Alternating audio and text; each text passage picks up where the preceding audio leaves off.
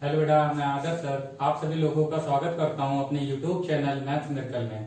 बेटा, हम लोग ने बाइनोमियल थ्योरम के फर्स्ट और सेकंड पार्ट सीख लिए थे, जिसमें हम लोगों ने कोफिशिएंट, नंबर ऑफ टर्म और कोई भी टर्म, इंडिपेंडेंट टर्म, कोई भी टर्म हम लोग को निकालना हो, मिडिल टर्म निकालना हो या ग्रेटेस्ट हम लोग को कोफिशिएंट निकालना हो, हम लोग ने सब चीजें सीख ली थी।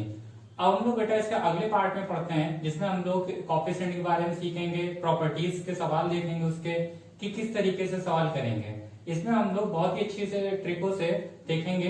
उन ट्रिकों से आप जो है सारे के सारे सीरीज वाले सवाल कर सकते हैं, आपको कोई भी प्रॉपर्टी याद करने की जरूरत नहीं रहेगी।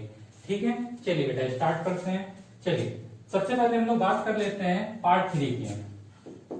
तो हम लोग क्या करेंगे, हम लोग इसको पार्ट में तोड़ के पढ़ रहे हैं। ठीक, बिल्कुल एनडीए लेवल तक का आपको पढ़ा देंगे कि एनडीए तक का आपको कोई भी सवाल हो तो आपसे छूटेगा नहीं। ठीक, चलिए पार्ट 3 की बात करते हैं। तो पार्ट 3 में हम लोग पढ़ लेते हैं सम ऑफ कोफिशिएंट। ठीक, अगला टाइटल हमारे पास क्या है, अगला टाइटल है हमारे पास सम ऑफ, ठीक है, सम ऑफ कोफिशिएंट।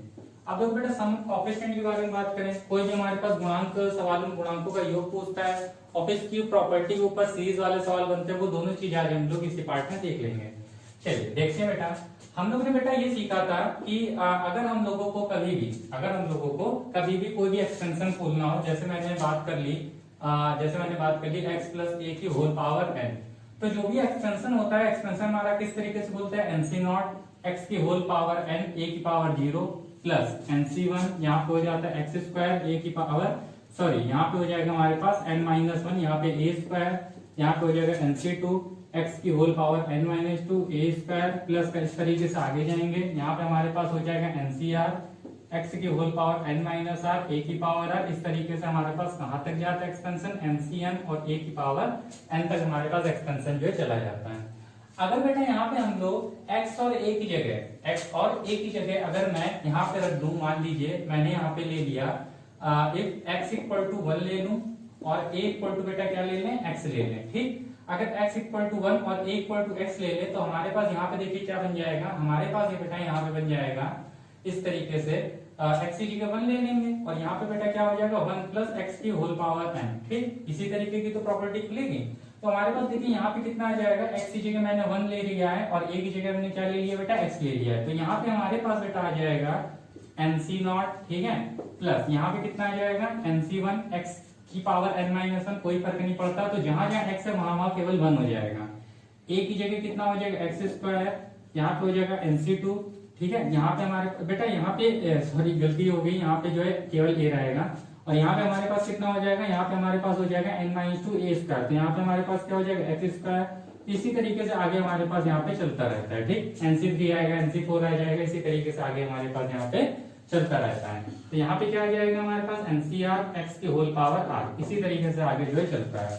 तो अगर कभी भी हम लोगों को कोफिशिएंट के बारे में पूछे, कभी भी हम लोगों को कोफिशिएंट के बारे में पूछे, तो एक इसकी बेटा ट्रिक आपको बता रहे हैं, कभी भी कैसा भी सवाल हो हमारे पास, ठीक, तो हम लोग को कोफिशिएंट अगर सम पूछे तो आपको कुछ नहीं करना है, केवल आप यहाँ पे x इक्वल टू हमेशा आप क्या पुट कर देना, 1 पुट कर देना बस।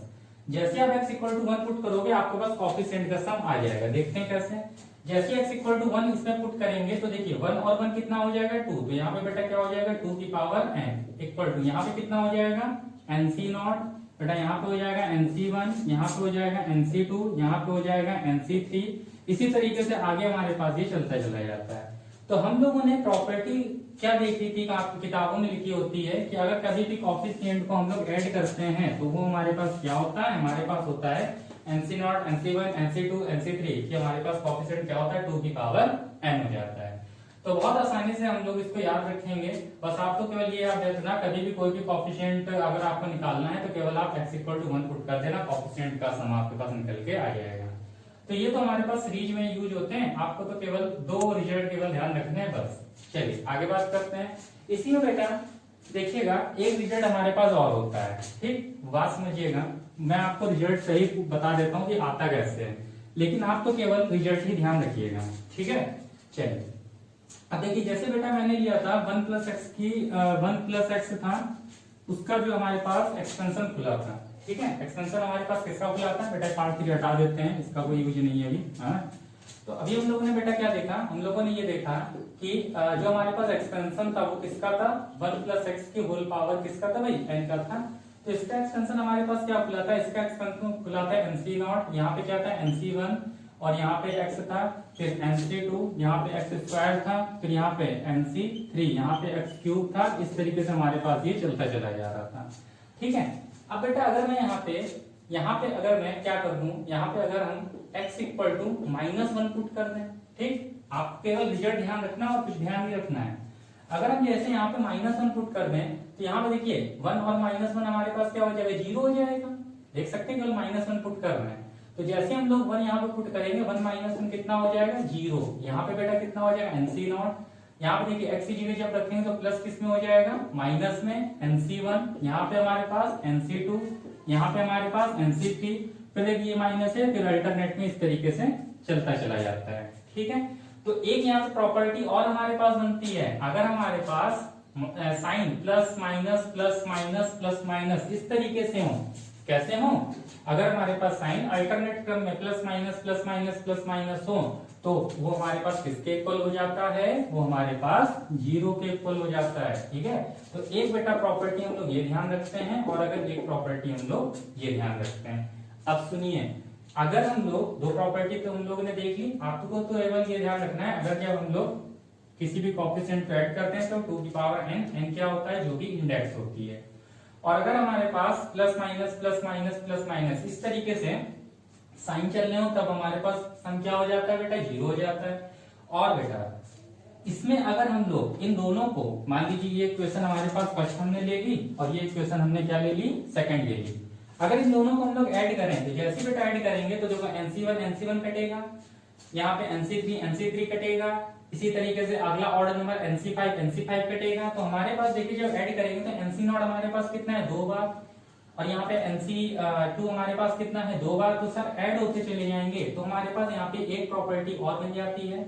वो प्रॉपर्टी बेटा देखो हमारे पास कौन सी होती है, वो प्रॉपर्टी हो जाती है हमारे पास, बात समझिएगा, जब इन दोनों को आप ऐड करेंगे तो खुद ही समझ में आ जाएगा, अब मैं ज्यादा डिटेल में नहीं लिखा रहा हूँ। वो प्रॉपर्टी हमारे पास हो जाती है यहाँ पे nc2 प्लस nc4, यहाँ पे बेटा nc नॉट होता है, पहले क्या होता है यहाँ पे फिर से मैं प्रॉपर्टी लिख दे रहा हूँ, होता है हमारे पास nc not plus nc2 plus nc4, केवल सम वाले जो भी हमारे पास होते हैं उसका सम कितना होता है, 2 की होल पावर n-1। अब ये मैंने बताया, दोनों को जोड़ दीजिए, अपने आप 2 की पावर n-1 निकल के आ जाता है। तो देखिए जो हमारे पास सम वाले का होता है, यहाँ पे अगर 0, 2, 4, 6, ठीक, r की वैल्यू अगर सम है तो तब हमारे पास आंसर क्या होता है, 2 की पावर n-1।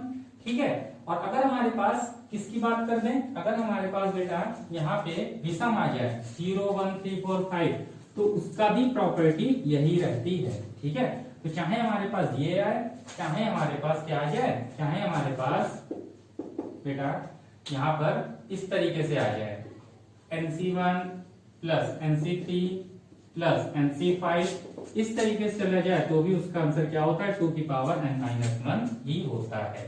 क्लियर है, तो बहुत आसानी से इनको हम याद रखते हैं। ठीक है, मैंने आपको बता दिया कि किस तरीके से निकलता है, लेकिन आपको कल प्रॉपर्टी ध्यान रखिएगा।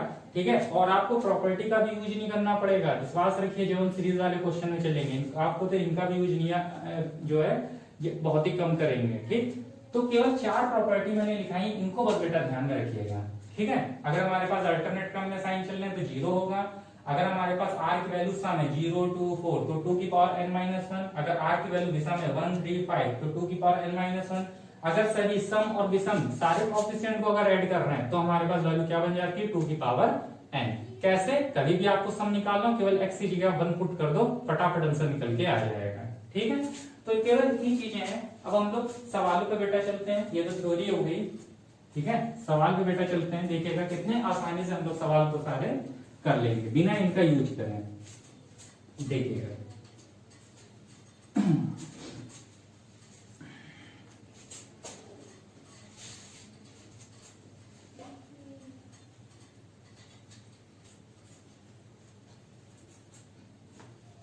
चलिए बेटा देखते हैं, देखिएगा सवाल है बेटा हमारे पास लिखा है क्वेश्चन में लिखा है कि x square plus x minus three, ठीक है, x square plus x minus three की होल पावर 319 के प्रसार में सभी गुणांकों का योग बताइए। के प्रसार में सभी गुणांकों का योग बताओ, ठीक है। बेटा यहाँ पे ऑप्शन दे रखे हैं, ठीक है। पहला ऑप्शन है जिस तरीके से हमारे पास जो पहला ऑप्शन है वो देखिए क्या है। पहला ऑप्शन हम लोगों से कह रहा है कि 1, सेकंड ऑप्शन है 2, थर्ड ऑप्शन से बेटा -1 एंड डी ऑप्शन हमारे पास 0। हमसे कह रहा है कि x square plus x minus three की होल पावर 319 के प्रसार में सभी गुणांकों का योग बताओ, क्या होगा। मैंने क्या बताया, कभी भी आपको सम कोएफिशिएंट का सम निकालना हो, आप कुछ ना करना, आप कोई प्रॉपर्टी ध्यान रखना, कैसा भी आपके पास एक्सटेंशन हो, यहाँ देखिए 3 टर्म है, 4 टर्म, 5 टर्म, 6 टर्म, कैसा भी आ जाए, आप तो केवल x बराबर क्या पुट कर देना, 1 पुट कर देना बस।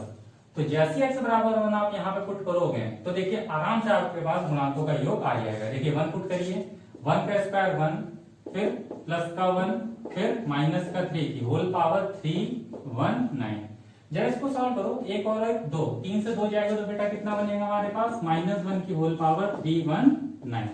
बेटा अगर माइनस की पावर हमारे पास ऑड नंबर होता है तो आंसर हमेशा क्या आता है, माइनस में आता है। तो हमारे पास यहाँ पे कौन सा ऑप्शन करेक्ट हो जाएगा, आप लोग देख रहे होंगे हमारे पास यहाँ पे थर्ड ऑप्शन सीधे सीधे क्या हो जाएगा, करेक्ट हो जाएगा, ठीक है। चलिए एक दो सवाल और देख लेते हैं। कभी भी कोएफिशिएंट का सम निकालना हो केवल हम लोग क्या करेंगे, x की जगह -1 पुट कर देंगे और कुछ नहीं, ठीक है। चलिए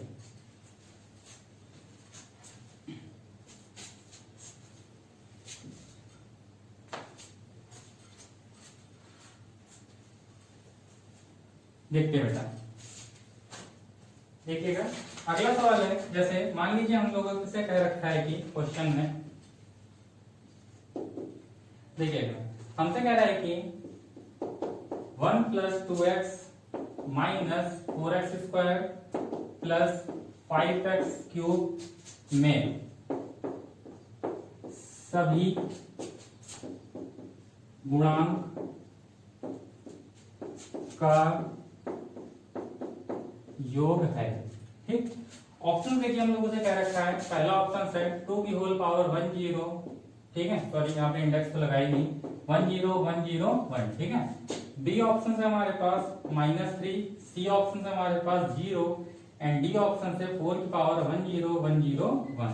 देख लीजिए बहुत आसानी से हम लोग इस सवाल को कर सकते हैं, ठीक है। तो देख लीजिए हम लोग को करना क्या है, केवल हम लोगों को x की जगह 1 पुट करना है बस। तो देखिए जैसे x बराबर हम लोग 1 पुट करेंगे हमारे पास गुणांकों का योग आ जाएगा। बहुत अच्छी ट्रिक है ये, इस ट्रिक से हम लोग सवालों को बहुत आसानी से कर सकते हैं, ठीक है। तो x बराबर जैसे ही 1 पुट करेंगे तो देखिए हमारे पास क्या आ जाएगा, 1 + 2 यहाँ पे माइनस का 4, क्योंकि x की जगह केवल 1 पुट कर रहे हैं, x³ का 1 का क्यूब 1 ही रहेगा, तो प्लस का 5 की होल पावर हमारे पास कितनी है, 10101। देखिएगा 2 और 1 3, 4 से 3 जाएगा कितना बचेगा, माइनस का 1, और 5 से 1 जाएगा तो बेटा कितना बच जाएगा, 4 की होल पावर 10101। यहाँ से बेटा हम लोग क्या देख रहे हैं, डी ऑप्शन हमारा सीधे सीधे क्या हो जाएगा बेटा, करेक्ट हो जाएगा, ठीक है। एक सवाल आप लोगों को और दिखा देते हैं करके। चलिए देखिए अगला सवाल देखते हैं। देखिए हमसे कह रहा है कि यदि 1 + x - 2x स्क्वायर की होल पावर 6 में 1 + a1x a2x square x a12x a12 तब व्यंजक a2 a4 a6 मतलब ये कोएफिशिएंट है, पूछ रहा है इसका सम क्या होगा। कह रहा है कि इसको जब खोला तो हमारे पास ये इस तरीके से खुलता है, तो इसमें पूछ रहा है बताइए कि जो सम वाले हैं हमारे पास कोएफिशिएंट उनका सम हमारे पास क्या होगा, मतलब कि जो कैसे हैं, जो हमारे पास इवन है, इवन माने क्या होता है, सम होता है, 2 4 6 12 मतलब कि ये जो कोएफिशिएंट है r जिसमें सम है उसका मान हमारे पास पूछ रहा है क्या होगा। तो बिल्कुल हम लोग घबराते नहीं है, हमसे केवल इसका मान पूछ रहा है बताइए क्या होगा। तो अभी हम लोगों ने क्या सीखा बेटा, हम लोगों ने सीखा अगर हमारे पास लिखा है C0 + C2 + C3, चाहे इस तरीके से लिख दो, सॉरी C3 नहीं होगा, क्या हो जाएगा C4 + C6 मतलब कि सम वाले, तो उनकी वैल्यू क्या होता है 2 की पावर होल 1 - 1। चाहे इसको ऐसे लिख दो या आप ऐसे लिख दो NC0 plus NC2 plus NC4, चाहे ऐसे लिख दो। जब कुछ नहीं लिखते तो हम लोग वहां पे ऑलरेडी मान के चलते हैं कि वैल्यू हमारे पास क्या होने वाली है, यहाँ पे n ही लिखा है, ठीक है।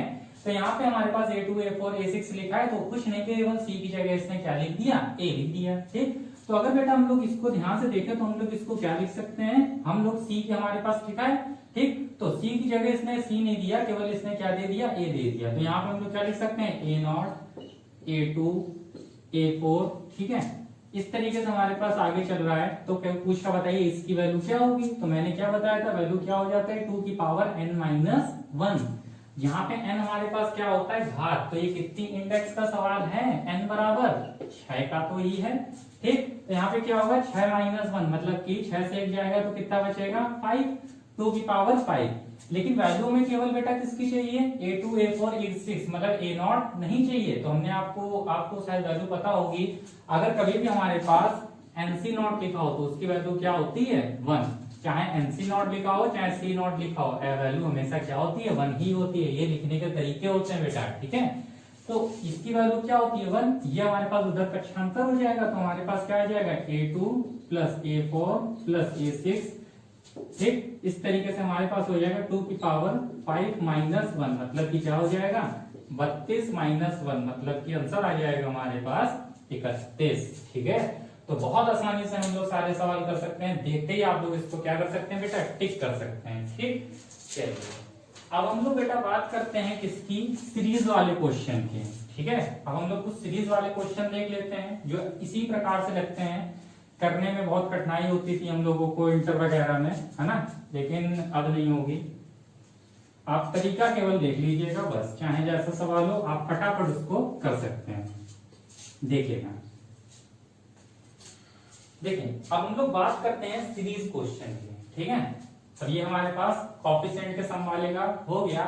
अब हम लोग जितने भी प्रॉपर्टीज ऑफ कॉफिशिएंट होते हैं, जितने भी प्रॉपर्टीज ऑफ कॉफिशिएंट होते हैं उनके सवाल देखेंगे किस तरीके से ठीक हो जाते हैं। इसी को बेटा हम लोग बोल देते हैं, है ना, सीरीज वाले सवाल, सीरीज वाले बोल दो या प्रॉपर्टीज ऑफ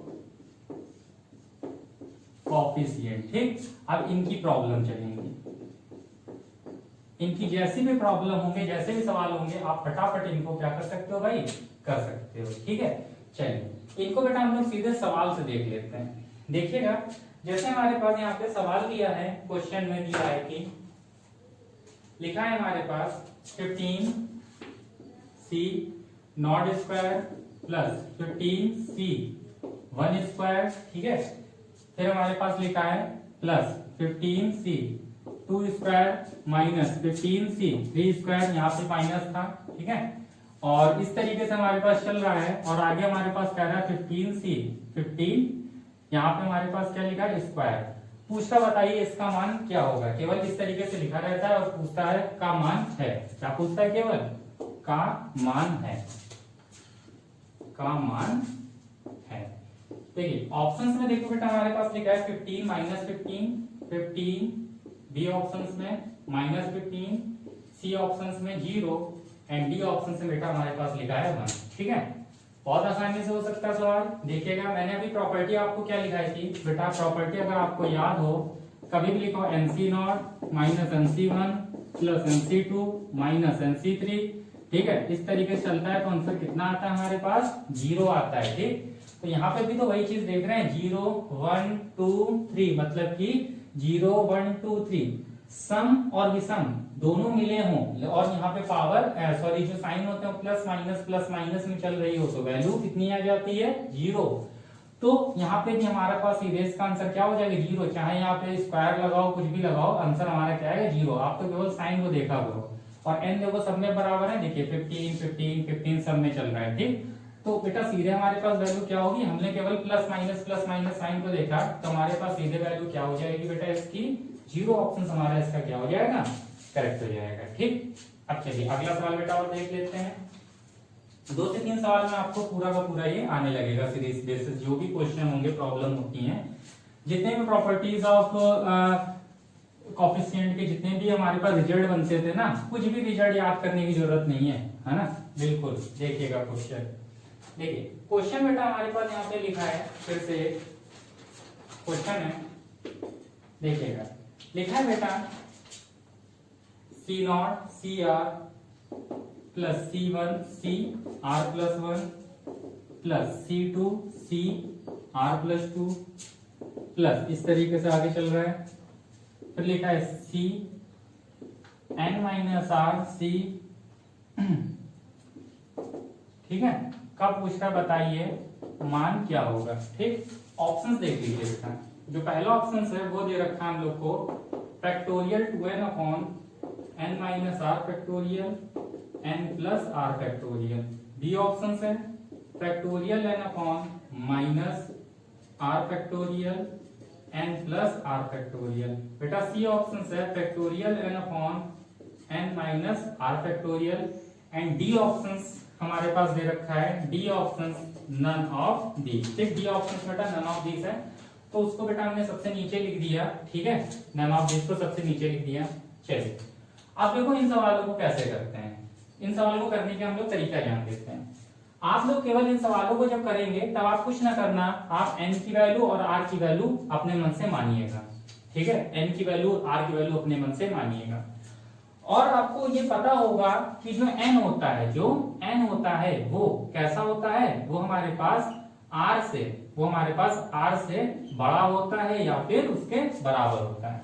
क्या होता है n r से बड़ा होता है या उसके बराबर होता है, कभी भी r n से बड़ा नहीं होगा, ठीक है।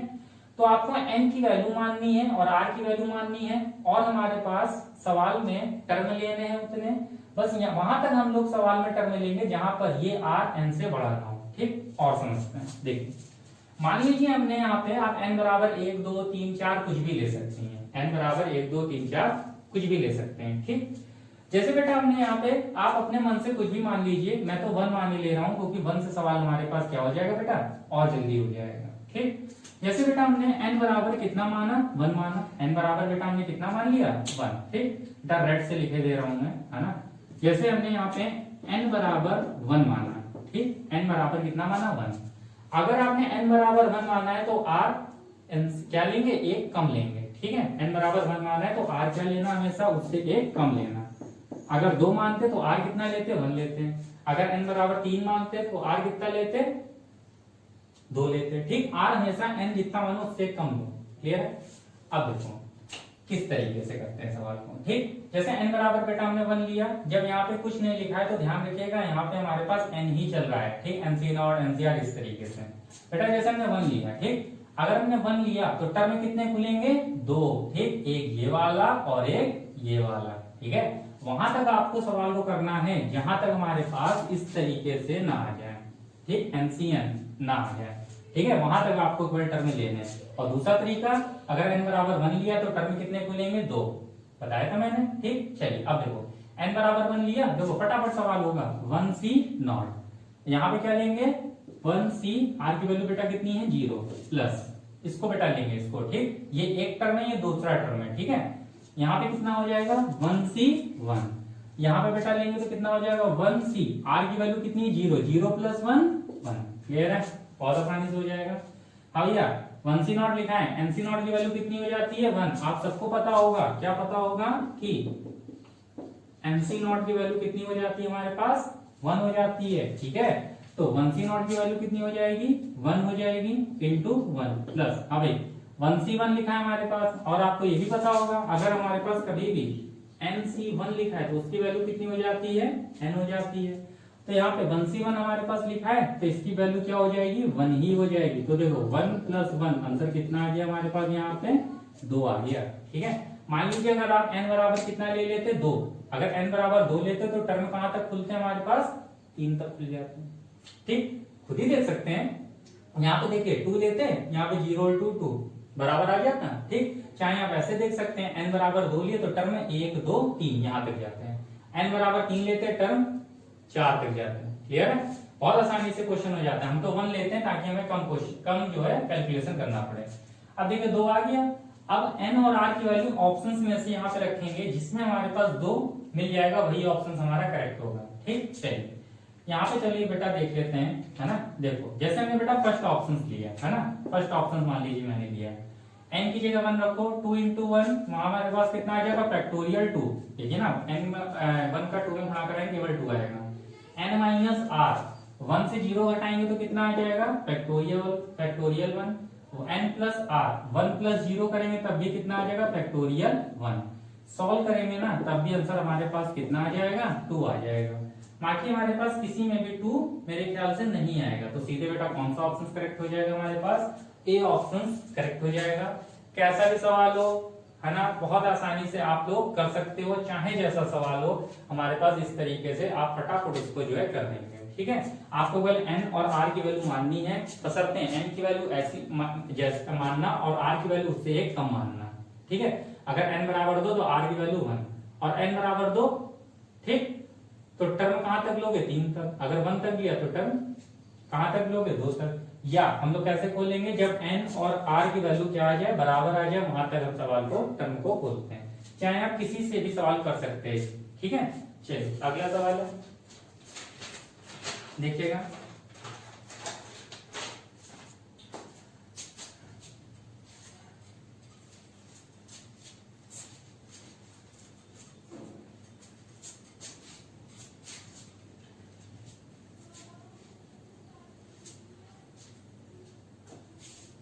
देखिएगा बेटा अगला सवाल, देखिए हमसे क्या कह रहा है, हमसे कह रहा है कि c1 plus 2c1 plus 3c3 plus 4c4 plus ncn का पूछना मान बताइए क्या होगा, का मान बताइए क्या होगा, ठीक है। ऑप्शन से हमारे पास देखिएगा यहाँ पे, ऑप्शन से बेटा यहाँ पे 2 की पावर n, बी ऑप्शन से n इंटू 2 की पावर n, सी ऑप्शन से n इंटू 2 की पावर -1 एंड डी ऑप्शन से n इंटू 2 की पावर n+1, ठीक है। चलिए इस सवाल को और देख लेते हैं, बात समझिएगा। देखिए हमारे पास इस तरीके का सवाल है, पूछा बताइए इसका सम क्या होगा, सीरीज को मतलब कि सॉल्व करना है, ठीक। तो देखो बेटा सीरीज को सॉल्व करना है तो देखो फिर से वही चीज, बस इतना ध्यान रखना, ये जो 2 3 4 जो हमने लिए हैं ना, ये बेटा 2 3 4 लिए हैं, ये n नहीं है, n कहीं भी लिखा जाएगा, अगर n c r लिखा जाता है तो n और r, n ऊपर रहता है r नीचे, इस तरीके से लिखते हैं। लेकिन अगर कोई भी कॉफिशिएंट लिखना है तो NCR इसको इस तरीके से लिखते हैं, अगर कॉफिशिएंट लेना तो ऐसे लिखेंगे 3NCR, मतलब कॉफिशिएंट होता है वो क्या होता है एकदम इसके बराबर में होता है, अगर n लेना होगा तो n हमेशा c के ऊपर चढ़ा होता है।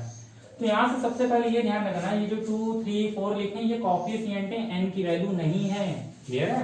अब यहाँ पे देखो ये ध्यान में बात रखिएगा, n अगर होगा तो हमेशा ऊपर चढ़ा होगा, मतलब कि जो 4C4 लिखा है ये इस तरीके से नहीं लिखा होगा, ये इस तरीके से लिखा होगा, ठीक। तो इसमें बिल्कुल जो है ध्यान दीजिएगा, ये 4 3 कॉफिशिएंट है, ठीक है। चलो देखो बेटा, अब देखो फिर से सवाल को करना है, बहुत आसानी से कर लेंगे, है ना। देखना कैसे है, मैंने ले लिया n बराबर कितना ले लिया, n बराबर बेटा मैंने ले लिया 2, कितना ले लिया n बराबर 2 से सवाल को हम तो कर देते हैं, ठीक। ज्यादा लंबा हमारे पास कैलकुलेशन भी नहीं होता है और आराम से हो भी जाता है। जैसे बेटा हमने n बराबर 2 ले लिया तो हमारे पास केवल टर्म कितने सॉल्व करने पड़ेंगे हम लोगों को, जहां पे हमारे पास टर्म कितने सॉल्व करने पड़ेंगे, केवल 2 तक। देखिए कैसे, देखो n बराबर 2 लिया, यहाँ पे r की वैल्यू हम लोगों को नहीं मानना है, ठीक है। यहाँ पे r की वैल्यू हम लोगों को बिल्कुल भी मानने की जरूरत नहीं है, ठीक है। एक बार बेटा सवाल देख लेते हैं, 2C2 C1 है बेटा, यहाँ पे C2 है, ठीक। सवाल गलत है ये, यहाँ पे क्या है C2 है, ठीक है। चलो हम लोग क्या करना है, n की वैल्यू हमने ले ली, ठीक। वहां तक हम लोग सवाल को सॉल्व करेंगे जब हमारे पास NCR जो होगा, ये NCR यहाँ पे हमारे पास ये वैल्यू और ये वैल्यू आपस में बराबर ना कर जाए, मतलब किस तरीके से ना लिख जाए, NC n तक ना लिख जाए, वहां तक हम केवल सीरीज को सॉल्व करते हैं, ठीक। चलिए जैसे मैंने यहाँ पे लिखा 2C1, यहाँ पे देख लेते हैं 2C1, अभी देखो n की वैल्यू 2 है, r की वैल्यू 1 है, क्या दोनों बराबर है, नहीं है, मतलब कि आगे बढ़ना पड़ेगा। ये 2 तो हमारे पास कॉफिशिएंट वाला है, ठीक। अब ऊपर क्या हो जाएगा 2, और बेटा c की वैल्यू r की वैल्यू देखो कितना है 2, देखो n और r आपस में बराबर हो गए, बस सवाल को यहीं पे रोक दो, क्लियर। क्योंकि जैसे अगर हम लोग आगे जाएंगे तो ये 2 हो जाएगा और ये 3 हो जाएगा। ऐसे लिखोगे 2c3, तब n की वैल्यू r की वैल्यू से छोटी हो जाएगी, जो कि संभव नहीं है। तो केवल हम लोग यहीं तक जाएंगे। ठीक, यही मैं आपको बता रहा था। या तो एक तरीका वो है कि n की वैल्यू हम लोग जो लेंगे और उससे एक आगे तक सॉल्व कर देंगे। वो कब करते हैं? जब r की वैल्यू n की वैल्यू दोनों वैल्यू मानते हैं। ठीक, लेकिन यहाँ पे क्या है, हमारे पास r की वैल्यू दी है तो मैंने केवल n की वैल्यू 2 ले ली। ठीक है, और यहाँ पे हमने कैसे सॉल्व किया? सबसे पहले 2c1 फिर 2c2। जब n की वैल्यू r की वैल्यू बराबर होने लगेगी जहां पे, बस वहीं पे सवाल को रोक देंगे। 2 पे करते हैं केवल जो है 1 2 3, बस 3 में सवाल हो जाता है, 2 में सवाल हो जाता है, 2 टर्म केवल लेने पड़ते हैं। बस सवाल को सॉल्व कर दीजिए। इसकी वैल्यू कितनी हो जाएगी? 2। बेटा ये कोएफिशिएंट वाला है 2c2, मतलब कि इसको हम क्या लिख सकते हैं? 2c0 लिख सकते हैं कि नहीं लिख सकते हैं? 2 + 2 इंटू बेटा इसकी वैल्यू 1, तो आंसर हमारे पास कितना आ जाएगा? 2 + 2 बराबर आंसर आ जाएगा बेटा हमारे पास 4। ठीक, हमने इतना कर लिया। अब हम लोग क्या चूज कर लेंगे? ऑप्शन चूज करेंगे जिसमें हमारे पास n की वैल्यू 2 रखने पर 4 आ रहा होगा, वही ऑप्शन करेक्ट होगा। ठीक है, चलिए देखते हैं। n की वैल्यू क्या रखने पर बेटा 2 रखने पर कितना आना चाहिए हमारे पास? 4 आना चाहिए। ठीक, चलिए देखते हैं, है ना। चलिए क्वेश्चन में देखते हैं। जैसे बेटा मैंने ये लिया 2 की पावर n। ठीक, यहाँ पे अगर हम लेंगे तो यहाँ पे हमारे पास कितना आ जाएगा? यहाँ पे हमारे पास आ जाएगा 2 की पावर n। एक मिनट, सवाल में जरा ऑप्शंस देख लेता हूँ मैं। यहाँ पे हमारे पास ऑप्शंस जो लिखे हैं, सॉरी यहाँ पे हमारे पास प्लस का 1 लिखा है। ठीक, चलिए यहाँ पे जैसे अगर हम लिखेंगे तो हमारे पास कितना हो जाएगा? 2 की पावर 2 और 1 3, तो ये हमें क्या दे रखा है? 8। तो ये तो ऑप्शंस में होगा नहीं, क्योंकि मेरा आंसर कितना आ रहा है? 4। जरा ये लेते हैं, n की वैल्यू कितनी है? 2, और 2 की वैल्यू ऊपर n की वैल्यू कितनी है? 2। 2 दूनी 4 दूनी 8, ये भी देगा, तो ये भी ऑप्शंस में होगा। जरा ये देख लेते हैं, ये वाला, है ना। तो अगर ये देखते हैं तो हमारे पास 2 इंटू 2 की पावर n - 1, मतलब कि यहाँ पे हमारे पास 2 - 1, मतलब कि 1, 2 की घात 1, और 2 इंटू 2 कितना हो जाएगा? 4। तो देखिए 4 हमें यहीं पे मिल गया, तो सी ऑप्शन हमारे पास क्या हो जाएगा? करेक्ट हो जाएगा। तो हम लोग बेटा यहाँ से बहुत आसानी से क्वेश्चनों को कर सकते हैं। कोई भी दिक्कत बेटा हम लोगों को क्वेश्चन में नहीं होती। केवल n की वैल्यू और r की वैल्यू हम लोग मानते हैं जब हमें n और r दोनों अननोन नहीं हो, जैसा कि अभी मैंने इसके जस्ट पीछे वाला सवाल कराया है। या हम लोगों को कभी कभी r की वैल्यू नहीं माननी पड़ती है, केवल n की वैल्यू माननी पड़ती है, तो वो हमारे पास इस तरीके का सवाल है। कहां तक सॉल्व करेंगे? जब n और r की वैल्यू आपस में बराबर हो जाएगी, केवल वहां तक टर्म लेंगे और सवाल को रोक देंगे। क्लियर है? अगर बेटा मैं 1 ले लेता ना, तो सवाल तो केवल हमारा यही खत्म हो जाता। 1C1 आंसर आता। ऑप्शन देखते हैं, यहाँ पे 1 जरा पुट करो, 1 और यहाँ पे 1 पुट करते 1 1 2, मतलब 1 आंसर नहीं आता, इसमें भी नहीं आता, इसमें आंसर जो है हमारे पास बेटा आ जाता है। ठीक, तब भी हमारे पास यही ऑप्शन करेक्ट होता है। क्लियर है? तो आप किसी को भी लेकर सवाल को कर सकते हो। ठीक, कहो तो मैं आपको बता देता हूँ, 1 से भी बता देता हूँ, देख सकते हैं आप, 1 से भी देख लीजिए, है ना। 1 से बेटा अगर देखें तो देखो कैसे होगा। आप कुछ भी ले सकते हैं। जैसे मैंने यहाँ पे 1 लिया, कितना लिया हमने? n बराबर 1 लिया। ठीक, n बराबर बेटा 1 लिया। सवाल में हम लोग केवल वही टर्म तक लेंगे जब n और r की वैल्यू बराबर हो जाए।